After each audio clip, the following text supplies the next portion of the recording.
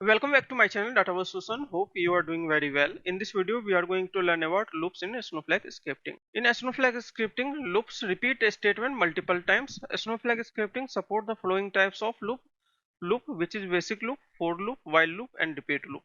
This video agenda is to learn basic loop, and in a coming video we will learn about for loop, while loop and repeat loop. So I request you to please subscribe the channel and like this video if you find this video helpful. Now let's get started and learn basic loop. A loop execute until a break and exit command is executed. Exit command is synonym of break command. Break command is normally embedded inside if logic. Syntax of basic loop, loop and end of the loop. Then inside this block we write here statement and exit condition. It is necessary to write exit condition, otherwise this loop goes infinite. So let's understand with example. We declare here variable v underscore counter number data type and assign here initial value to 0 in this variable. Then beginning and end of the block, this is anonymous block, and we write here loop statement, and we write here statement v underscore counter assigned to v underscore counter plus 1, and we write here logic for exit. If v underscore counter is equal to 3, then exit, otherwise iterate up to 3 times. So if I execute this statement, then you can see here v underscore counter is 3. It's iterate up to 3 times. Okay, let's understand second example. We write here beginning and end block. This is anonymous block. We define here variable using let command and initial value to 5 in this variable, and write here loop command.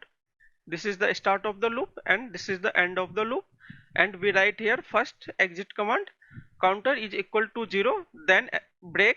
You can write here exit because synonym of break is exit, and end of the if statement. This is the exit logic. Then we write here counter assigned to counter minus 1. It's iterate up to 5 times. When counter is goes to 0, then exit this loop. Okay, so if I execute this statement, you can see here 0. Okay, let's understand third example. In this example we again write here beginning and end block. This is the again anonymous block.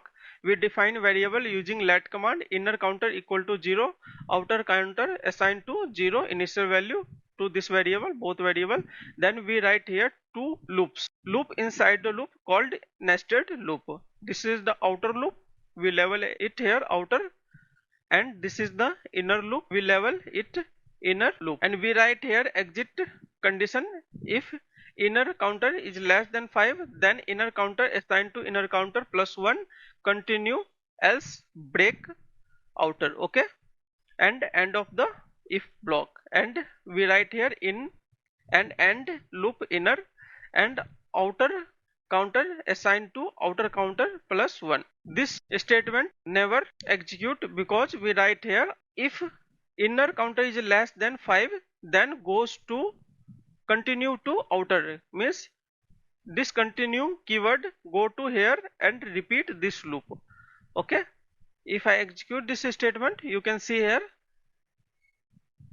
first outer counter never increment, because if you write here continue outer, then this condition is satisfied, then goes to here this level outer, and this loop again, and again inner counter goes to plus 1 and repeat again until this condition is false.